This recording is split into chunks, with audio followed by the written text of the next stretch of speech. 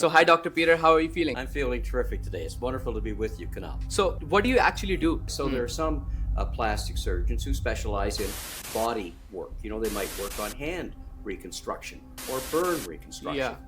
In my particular case, I'm a head and neck surgeon by training.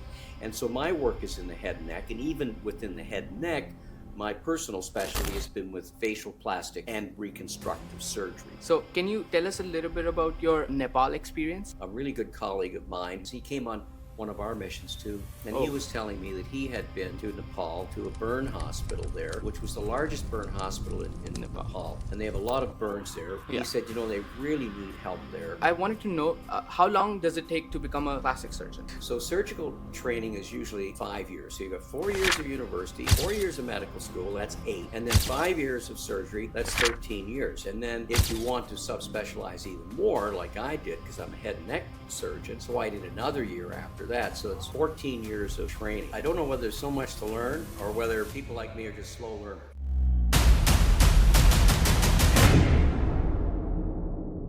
So, hey, what's up, guys? Welcome back to my show, the Jugaad Podcast. Guys, today's episode, it's not going to be a basic episode, crazy stories and stuff, but today's episode, it's going to be a very, very interesting one because we have a very, very special guest today with us. His name is Dr. Peter A. Adamson. He has over 40 years of experience in facial reconstructive surgeries. So today we're going to talk a lot about medicine, how things work out in medicine. And our today's guest has been to a lot of war zones to fix people with trauma. So I hope you guys like today's podcast. So pick up your scalpels and put on your headphones because today we are going to dive into medicine. So hi, Dr. Peter. How are you feeling? I'm feeling terrific today. It's wonderful to be with you, Kunal. Thank you so much. So today we're going to do a podcast with you. You are our most special guest, I can say, because you are a surgeon and you have been to a lot of places, especially war zones. So Can you tell us a little bit about your career? You have 40 plus years of experience in plastic surgery, right? So reconstructive plastic surgery. Yes. Can you tell us a little bit about what is reconstructive plastic surgery? Yes. Well, many people think that plastic surgery is cosmetic surgery, but in fact, the field of plastic surgery includes treatment of congenital diseases, cleft lip, ear deformities, things that children are born with. Also, it includes the treatment of traumatic conditions, people in car accidents, or as you mentioned, we go to war zones to treat people. Another aspect of plastic surgery, which means to mold or shape. It doesn't mean plastic as in a piece of plastic, but it means to mold or shape.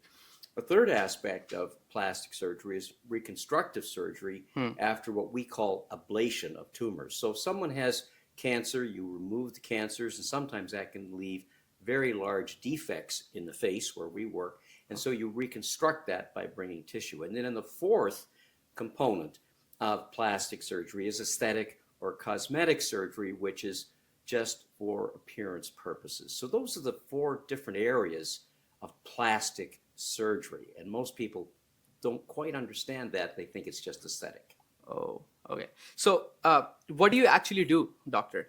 So you are a plastic surgeon, and what is exactly your job?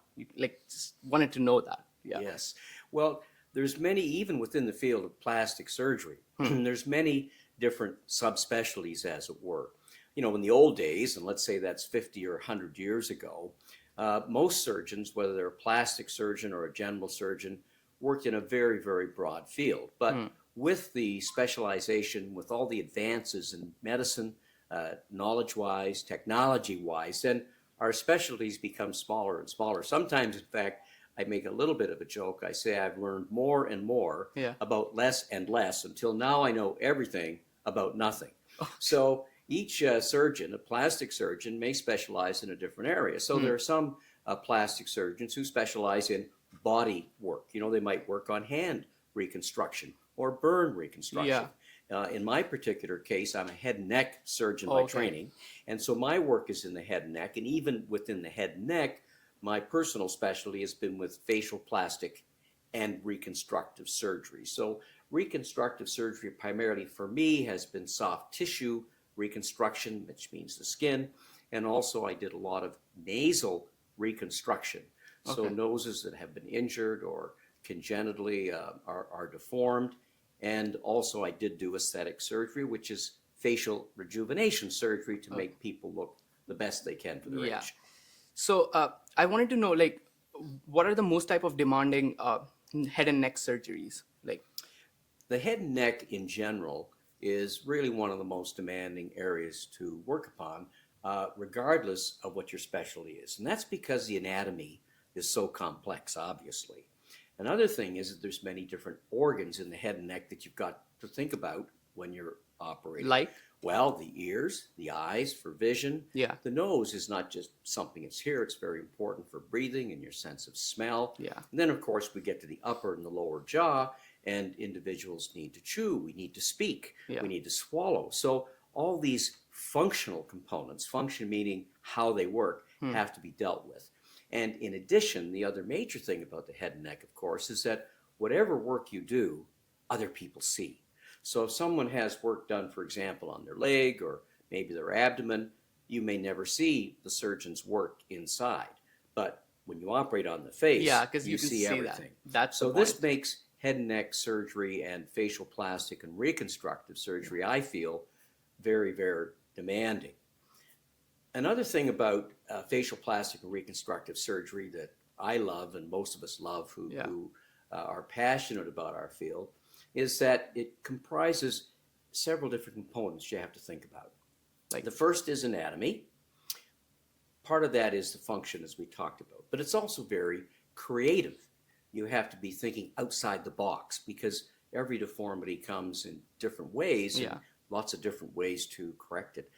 There's also a certain philosophy. We've got lots of different philosophies in facial plastic surgery about you tend to like to use this type of technique or that type of technique. And it's also artistic because at yeah, the end of the day, we have a face that you want the patient to be very happy with, and you also want to have a face that looks genuine and normal. So you have to bring all of this together in your approach to every patient. hmm. If I may add something that is really important to understand, and this can be a bit of a showstopper too when you talk about surgery, but think about it. Nobody wants surgery. Yeah, true. No person wants any kind of surgery. And so, as a surgeon, our role is to perform surgery Hmm. only what's needed, as much but as little, so that we can help that patient achieve the result Yeah, they need. So it becomes very demanding hmm. in a good way to really assess your patient, find out what their needs are. It's all about the patient. Hmm. It's not what the surgeon can do. It's what does the patient need, what do they want, and how can you help them transition Hmm. through surgery they don't want to really have, but how can you help them through surgery to achieve that outcome functionally and aesthetically that will please them. Yeah, you're right. So, doctor, like, I was just curious that how did you choose this as a career? Like also this as because every doctor has to like after they do their studies they have to choose like what do we say like a field that they want to choose. Like let's say uh, ortho or it could be a cardiologist. So how did you go for plastic surgery?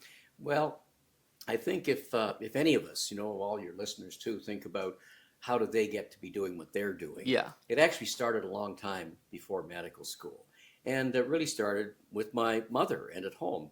And my mother was a very good person, kind person. She was always encouraging us to treat other people well and to Yeah. be generous. She also was perhaps a very early feminist without knowing it. Nobody used that term, but Yeah, she that was time. very much about, treat women well and help women. So early on, I had this, desire to do good for Hmm. other people. And however I came by it, I always liked to do what was difficult. I always liked a challenge, Yeah. just the way I was built. I'm not sure why, genetics, family upbringing, but Yeah. always wanted to say, what's tough? What can I do? Yeah. And so medicine seemed like a really natural thing because there's, the most knowledge really that you have to learn Yeah. in medicine. The other thing is I really did like people, again, coming back to my mother. So challenging scientifically and really working with people led me into medicine. And then, as I mentioned, head and neck anatomy is really challenging. So I love the head and neck because the anatomy also very much is important to people. It's so Hmm. important to people. Yeah. So I like that. How can I work with people and do something that's important to Yeah. them? And then I got into the facial plastic reconstructive surgery because I love the creativity, I love the challenge, and I love the fact that for me, you can see the results, not the final results always, but you can see what's happening right on the table. Hmm. So when you do your work, it's not the end result, but you say, I can see this is going to be good.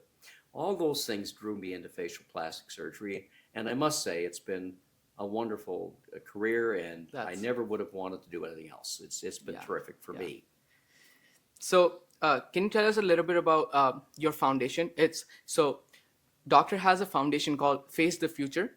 Can you tell us how did it start and like what made you start found the foundation? Can you tell us a little bit about that? Yeah. Well, again, so many things in life. I feel if you just keep moving, good things happen. Yeah. So just keep moving. So in 1994, 90. I was just about to become the first and still the only Canadian president of the American Academy of Facial Plastic Surgery. Wow. And at that time, they were just going to have their very first humanitarian mission. And I Okay. thought, well, this is something that I would like to do, and it was an opportunity to do it. So I went on this mission, and when I got back home, just by chance, serendipity, one of my patients who was a nurse came in, and we got talking about this. She said, well, we should have a Canadian foundation rather than an American one that's doing this Wow. kind of work. I'd like to give you a little bit of money to get started, and let's start that. So we started in 1996, Wow. and since then we'll be going on our 61st mission to Ukraine in just 2 weeks. I'll be in Ukraine, and Wow. we've been to 6 different countries, developing countries in Africa, Nepal, and now Ukraine. As I say, we do about 5, 6 missions a year, and it's been a wonderful ride. And Yeah. since I closed my surgical practice back in 2016, 17, now it was, I've been able to focus full time on the foundation. So my role now with the foundation is to identify the very best surgeons and nurses who can come on our missions. We find out what the patients need, what the doctors need in the country we go to. It's all about them. It's not about us. What do you need? How can we help you, Hmm. your patients? And then I put together the teams. Our team to Ukraine will be 18 people. They're different teams with different focus depending upon which country we're going to. And we're in a great position now, and we're looking to expand our work in the coming years. Wow, that's nice. So how do you select the surgeons for your trip? You can say. That really is a great question, how to select people. Um, all of our surgeons, and I want to emphasize our nurses Yeah. and anesthesiologists, really are very special people. So there's several things to look for, and they're all important. First of all, I look for people who have a unique ability. And unique ability, we all have a unique ability. Yeah. Everybody has a unique ability. And I think one of the great challenges in life is finding out what yours is, True whatever that. that is, Yeah. and then following that love. So unique ability is what you're excellent at. So the first thing is you have to be honest with yourself. What are you really naturally good at? Hmm. Not just what you like, but are you really good at it? That's number one. Yeah. And then number two, are you passionate about it?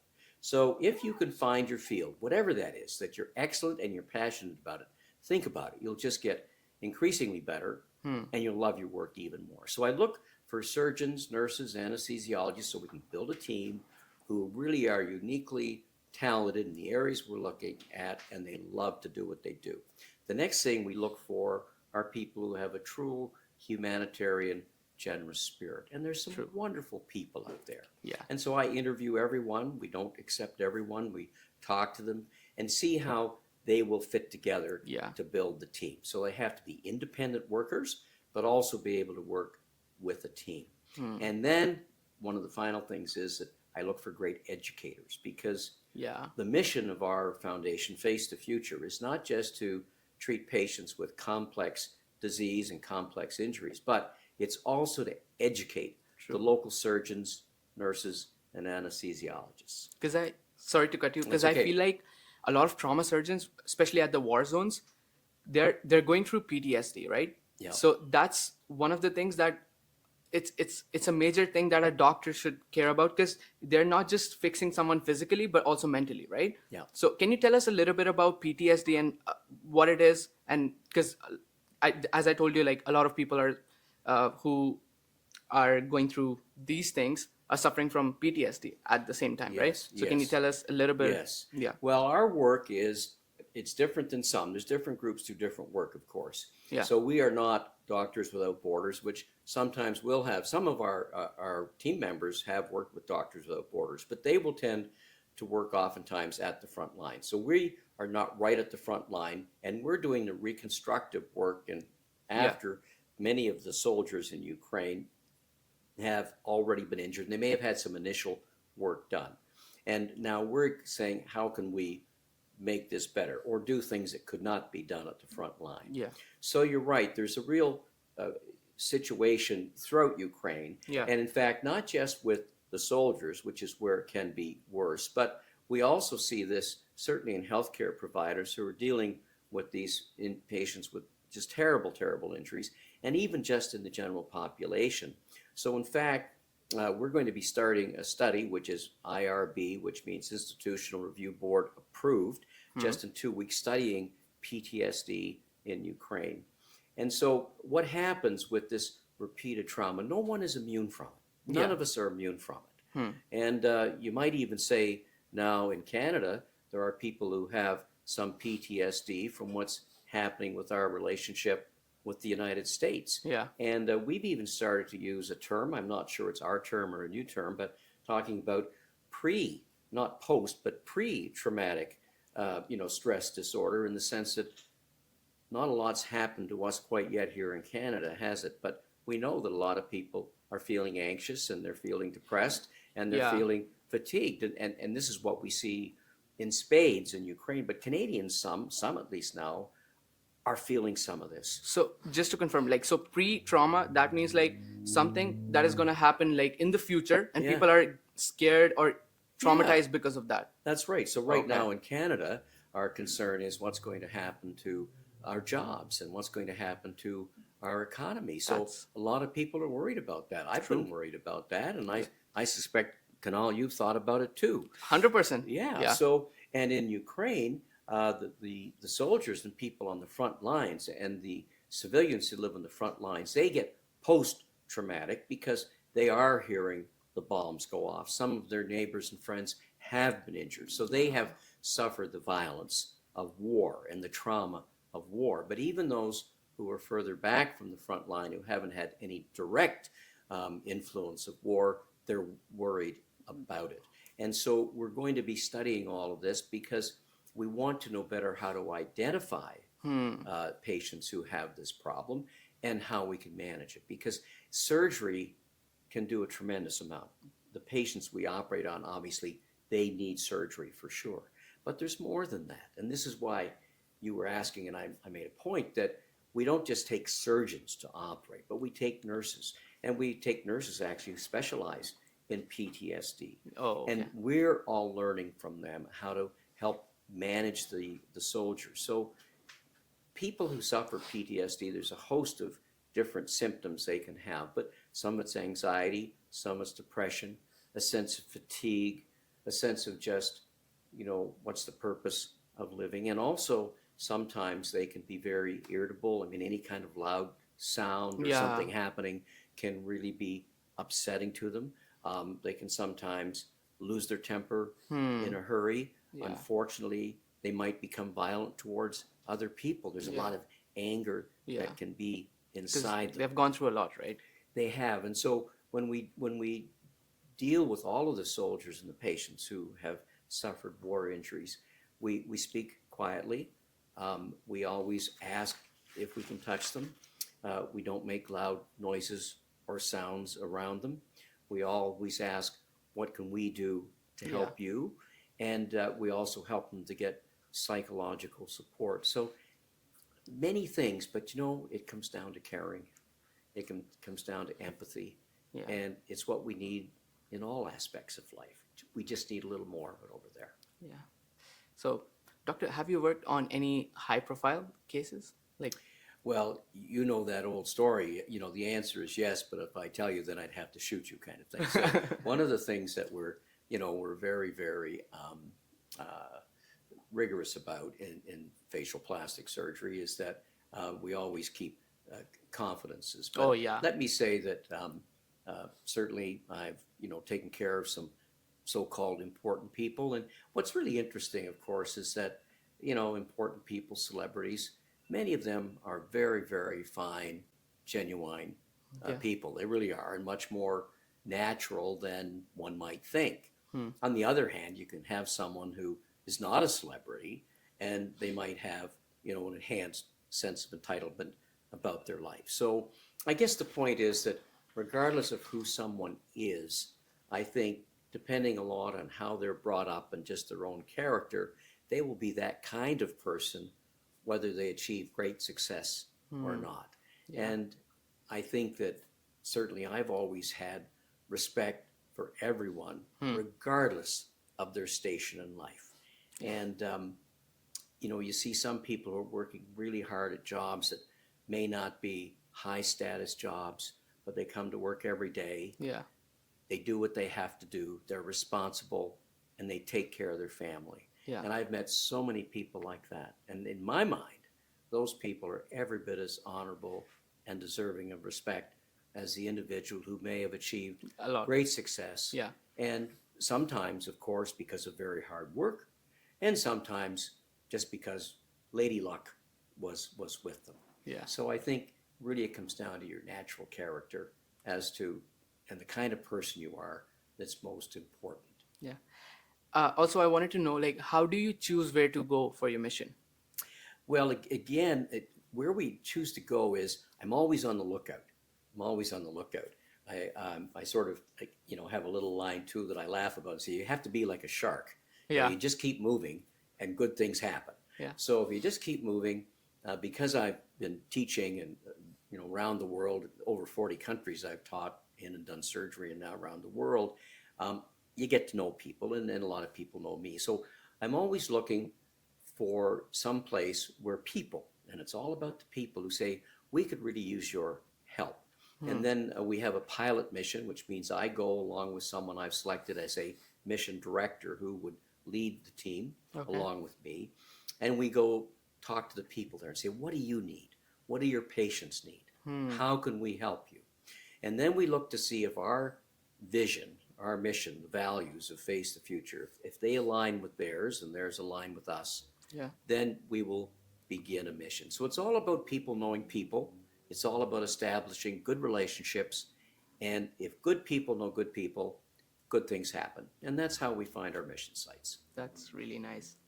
So, can you tell us a little bit about your Nepal experience? Like, why did you go to Nepal? Like, what did Yeah. you do there? Well, again, Nepal is a wonderful country, and love Nepal. And I know it's not exactly the same as India. And I know Indians and Nepali are quite different Very people, close, but yeah. there are some cultural Yeah. similarities as well.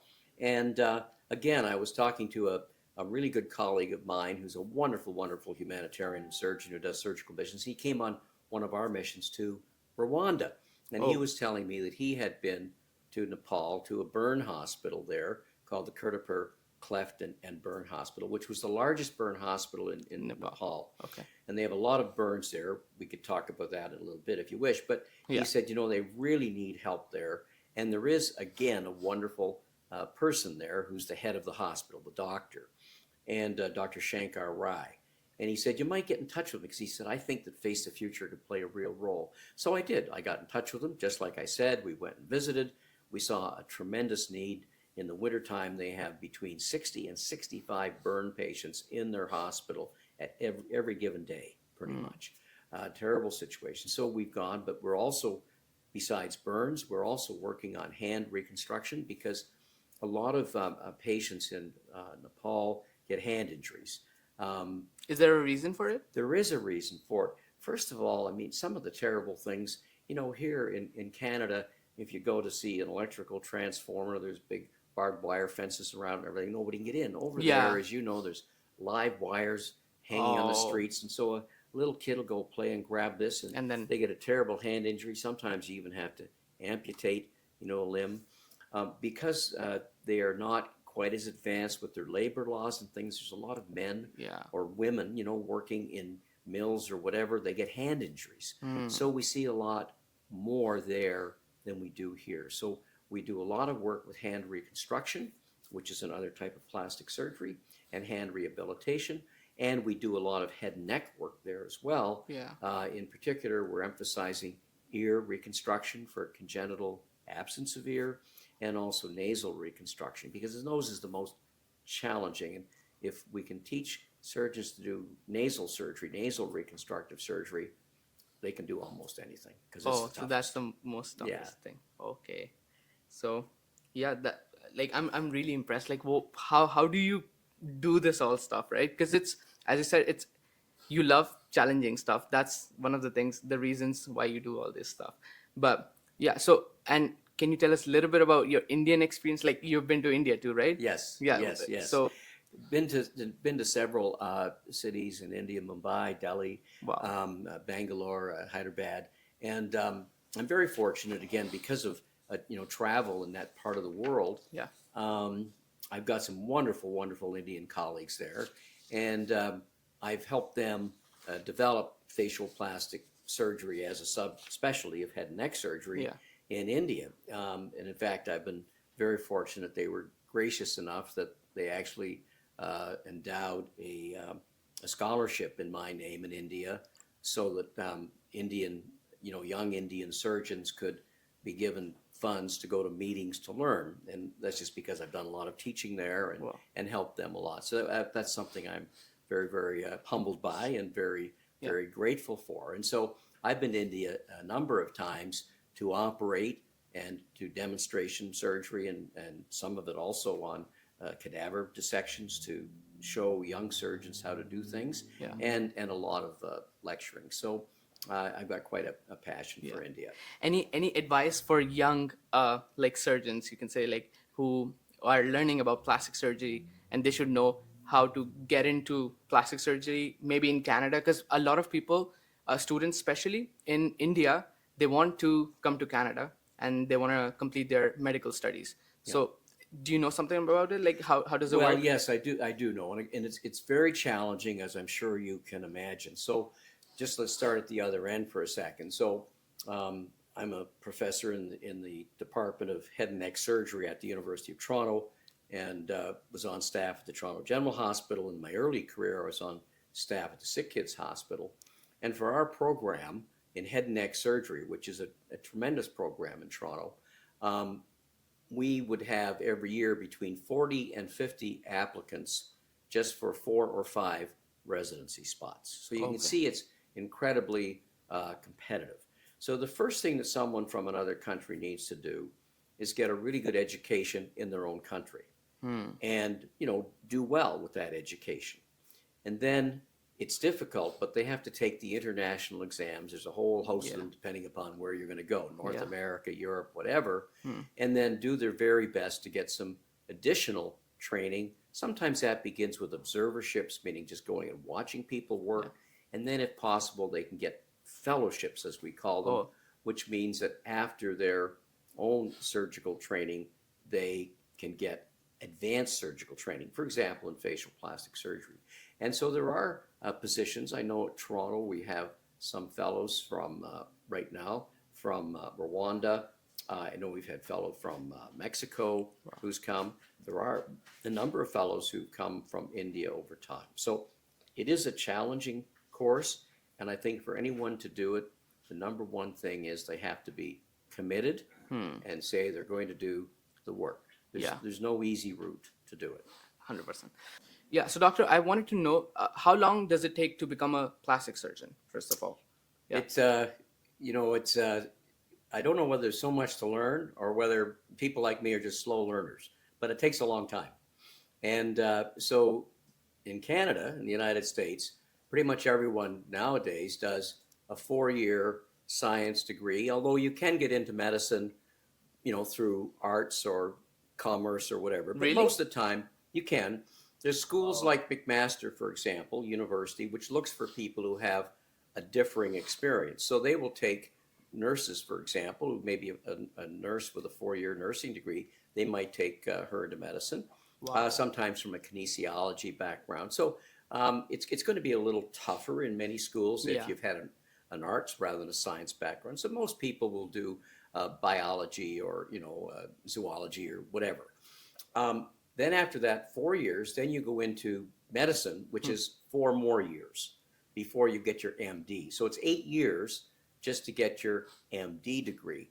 Now, the last couple of years, when you're doing your medical training, you do spend time in the hospital. So it's not like it's all book learning. Then you are going on rounds in the hospitals, and if you've been in the hospital, you'll see the senior doctor and six, students there with their little white coats on going around, and they're usually, third or fourth year medical students. Yeah. And then in your 4th year of medicine, you apply for a residency. So residencies really mean the specialties, and Hmm. so about half the doctors will apply for family practice residency, and about half in general will apply for other specialty residencies. So family practice residency now is 3 years long. So it's almost as long as the others, as I'll explain in a moment. And when individuals do a family practice residency, many of them maybe do 2 years of general family medicine, which is learning a lot. I did that myself actually way back Yeah. when, and I was a family doctor for 2 years before I came back to do surgery, and I felt it made me a much better doctor. Sorry to cut you. Can you differentiate between a family doctor and a general surgeon? Yeah. Sure. So a family medicine specialist is just that. So they have to learn a lot of different things, all the different organs of the body and top to bottom, Okay. because they're going to see patients coming in their family practice, and it could be from children to To an older adult. people, Yeah. whatever, heart disease. It could be a broken hand or whatever. So Yeah. they learn how to diagnose and manage.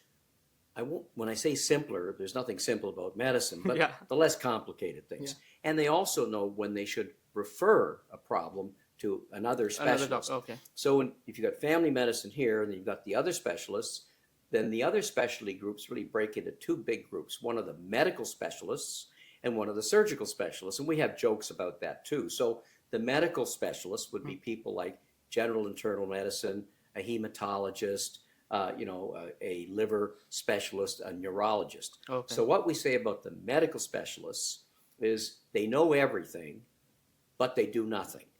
Okay? Okay. And then we've got the surgical specialists, and those are the orthopedic surgeons, the head and neck surgeons like me, the cardiovascular surgeons, the general surgeons, on it goes. So what we joke about us is we don't know anything, but we do everything. Wow. So surgeons like to say, we don't like to wait and see, we like to look and see. So there's all these kinds of little Yeah. jokes within the medical and surgical profession, which Wow. sort of help us make a little bit of fun of each other. Yeah. So if you go into medicine, which is the non-surgical side of things, it can vary, but most of the time it'll be about 3 years or so of general internal medicine, and then they'll subspecialize within that. So from there, that internal medicine residency, they may do hematology, blood diseases, neurology, how the brain works, and on it goes. In surgery, usually there's 1 or 2 years of general surgery, sometimes 1, sometimes 2, and then you'll go into your specialty. So you do a general surgery, then you go into head and neck surgery for usually 4 more years. Okay? So surgical training is usually 5 years. So you've got 4 years of university, 4 years of medical school, that's 8, and then 5 years of surgery, that's 13 years. And then if you want to subspecialize even more, like I did, because I'm a head and neck surgeon, I did facial plastic and reconstructive surgery, so I did another year after that. So it's 14 years of training. So as I say, there's either a lot to learn or we're pretty slow learners. Basically, I think there's just a tremendous amount to learn. Hats off to you, doctor. Yeah. And I must emphasize that even when you get your Royal College Fellowship, here in Canada it's called the FRCSC, Fellow of the Royal College of Surgeons, or Fellow of the Royal College of Physicians. That's the top, in the specialty field, and the family doctors get a CCFP, which is a certificate of the College of Family Physicians. You can get a fellowship in that college as well. And so that designates you as having, reached the top from an education perspective. But let me stress, as a physician or a surgeon, you're learning all your life.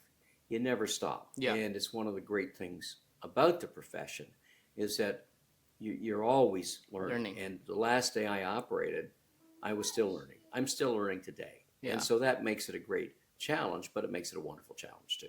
Yeah, that's so.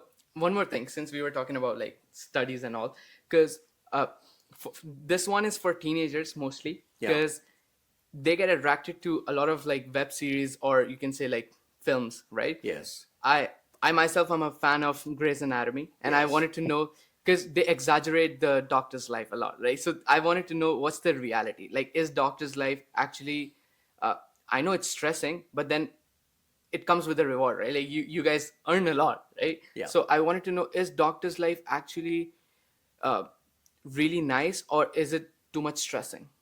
Well, I think that it is a very stressful life, and different studies have shown different things. But I remember seeing one study that showed that being a surgeon was like being an astronaut, with stress kind of levels. But I think the thing is, it's a little bit, self-exclusionary. That is, when you are a medical student and you do these rotations, you get to see whether or not you've got what it takes or what you want to do, for example, to go into a surgical program. Because certainly surgical programs generally are more demanding because there are the emergencies at night. So it's absolutely true what you see, and certainly it's changed. And I don't want to make myself sound any older than I am, but when I trained, it was more difficult. Frankly, we would be every other night on call on some of our rotations in the hospital, which means I'd go home at 8 or 9 one night, sleep. I'd be up at 5 the next morning, and I'd take all day that day, all night the next night, and all day the next day, get home again for 2 or 3 hours. So you'd be home 2 or 3 hours every 2 days. And that could go on for 6 months. Then you'd go maybe to a 1 and 3 rotation that you'd be at night. And yes, you were running all the time. Now, that probably wasn't all the best. And so today, interns and residents don't need to work quite that hard because they rightfully said this is not good that we're working so hard. And I remember my first year as a resident back in the 1970s, I made $4,000. So the second year I made $5,000. So it wasn't like you were earning a lot of money. They do a little better today. But yeah, it is very demanding. And the things you see into some of these TV shows are things that happen. It's just that maybe they put more of them happening in a 24-hour period than would normally be true. But have we all had to run to the bedside and deal with a patient who's bleeding to death, from the nose or from the neck? Yes. Have we had to deal with patients who are right in front of you and they've got an airway obstruction and they may die unless you do a tracheotomy right away to save their life? The answer is yes. So those things are stressful. Are there times when you say, my God, I've got 10 patients to see right now and, I'm exhausted, but I've just got to get through it and see them? Absolutely. So one has to want to have those challenges and be able to meet those challenges. So it's not for everybody. And that's okay. Yeah. That's okay if it's not for you. The important thing is, I think I mentioned this earlier, was to find your unique ability. And it's okay if you don't want to be a surgeon and do that. It's okay to choose a different medical field. It's okay to choose any field that you like. I always feel choose something you're great at, something you love, and that's what will bring you contentment in life. And that's what it's all about. That's a nice thing to know, guys. Okay. So before we finish the podcast, I want to cover a little bit about Asian people, because they have melasma, a lot of skin problems that Asian people are suffering. So I wanted to know, I know you're a surgeon, you're not a dermatologist, but since you might have experienced like a lot of patients who have such problems, so can you tell something about melasma, and like, can we fix melasma with surgery? Is it possible? Generally speaking, and again, as you said, I'm a surgeon. Yeah. Remember what I said earlier? We know nothing but do everything. Yeah. So um, sometimes surgeons do need to deal with this because they've been operating on a patient, and a patient can get something different from melasma. It's called post, surgical Oh, hyperpigmentation. yeah, yeah. So when anybody's healing from a wound, um, there will tend to be activity of the cells because you're healing. And one of the cells that gets active is the melanocyte, and the melanocyte is a cell that produces melanin, and that's the pigment, of course. So you can get that stimulated if you go out in the sun, and you'll get a tan. That's melanin, and so this can happen with surgery. And so certainly surgeons deal with that, and giving a patient some steroid cream, making sure they use sunblock to help avoid any Yeah. stimulation, and then you can get into a variety of other different modalities today to try to help that, including lasers and what have you. Um, Melasma, although it's a pigmentation of the skin, a coloring of the skin, it is a little bit of a different creature. Uh, And so if patients have melasma, hmm. there are things that can be used. I mentioned a couple, sunblock and certainly just cosmetics to cover it, and also a variety of different creams and things. But the reality is, it's virtually impossible to say you're Hmm. going to get rid of it. It's virtually impossible. It can be related to hormones, as you may know as well, with women when they're pregnant. The female hormones can stimulate it. So this, unfortunately, is not maybe a story that people with melasma want to hear. You mean I can't ever get rid of it? But all progress in life begins by telling the truth, True that. and the most important person to tell the truth to is yourself. So that's not to be too discouraging. I mean, do what you can, get a good dermatologist who deals with these skin conditions, and they will do their best to help you. Yeah. Now, if you understand that, then you're going to be much happier than if you think, I'm going to get rid of this, and you can't, which will make you Go. unhappy. Yeah. So let me just flip it around a little bit, though. You mentioned that darker skinned people can have some of these pigmentation Yeah. problems. Absolutely true. However, lighter skinned people like myself, we tend to age faster. Our skin tends to thin faster. It wrinkles more. Hmm. We get more skin cancers. So I'm not sure who, up in the sky is doing the great balancing act, but people with darker skin can often have very beautiful skin. It can be smooth, wonderful coloration to it. So So there are pros and cons to that's everything, right. right? So it Yeah. often gets it often gets balanced out one way or the other. Yeah. And so, like so many things, I'd say, do your best to be happy and content with what you have. Be grateful for what you have. Deal with the rest, but be honest about what the outcomes are, and don't get yourself discouraged by having unrealistic expectations. Yeah. That's. So ask Well, your doctor, if you're seeing a doctor, say, what really can I expect here? hmm. And make sure you have that discussion. That's on point. Okay. Yeah. So, doctor, one last thing that I want to tell my audience about the Face the Future Foundation.